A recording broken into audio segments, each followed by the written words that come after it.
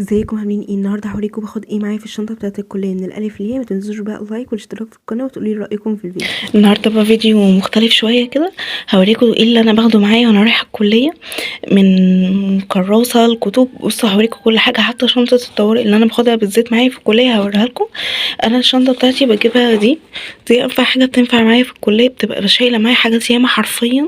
لما بشيلها باي شنطه تانية دراعي بيوجعني، فانا دي الشنطه اللي انا باخدها معايا، اللي هي بتبقى بايدين عادي دي، وفيها هنا برضو ايد تانية ممكن امسكها منها عشان ظهري في الكليه ما يوجعنيش. يعني الناس اللي بتبقى مفكره ان هي في الكليه خلصت، ابسولوتلي لا، الكليه بتبدا المعاناه. يعني انا شايله حاجات حرفيا تقيله قوي هوريها لكم. النهارده انا عندي محاضرات ياما، فانا اخده معايا سكتش كبير. يعني بصوا اخده معايا سكتش اهو كبير. انا عندي من 8 ل 8، فاخده معايا كمان ايه، ازازه ميه، واخده معايا النضاره، السكتش، وازازه الميه. بس انا لفاها بالكيس عشان ما تبلش الشنطه. وطالما انا يومي طويل فانا قاعده معايا الباور بانك، اخده معايا باور بانك احتياطي عشان التليفون لو فصل وكده مامتي تعرف يعني تطمن عليا. وكمان اخده الشاحن بتاع الباور بانك. انا التليفون بتاعي تايب سي، فانا جايباله كابل مخصوص عشان اروح بيه الكليه. بصوا بقى انا باخد ايه معايا في شنطه الطوارئ. باخد معايا اول حاجه اي فوطه صحيه، عشان انا او غيري ممكن نتحط يعني في ظرف وحش، فببقى اخده معايا واحده احتياطي وبلفها في كيس كده. ببقى اخده معايا كمامه والستاند بتاعها. انا اخده معايا كمامتين كمان مش كمامه واحده.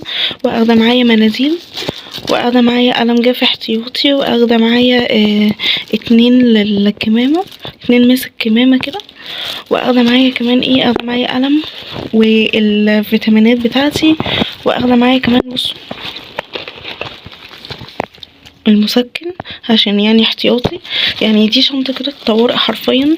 غير اللي انا كنت عاملاها لكم في الفيديو، دي مناسبه اكتر للجامعه او للنزولات اللي هي بتبقى محدوده شويه، اللي هي الحركه فيها صعبه شويه.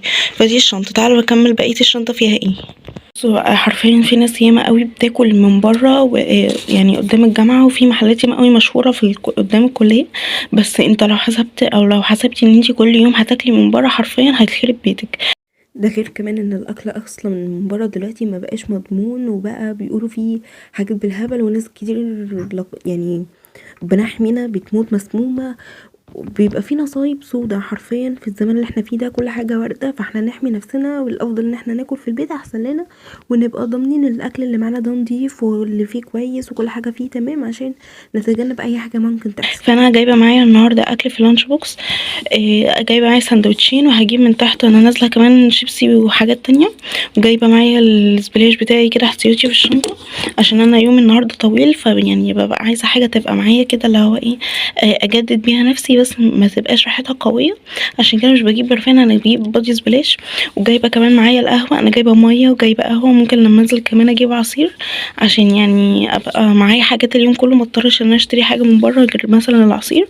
يبقى انا كده حرفيا جايبه معايا حاجات ياما. الشنطه حرفيا بتبقى تقيله قوي، لان انا جايبه اكلي وجايبه شربي وجايبه كل حاجه.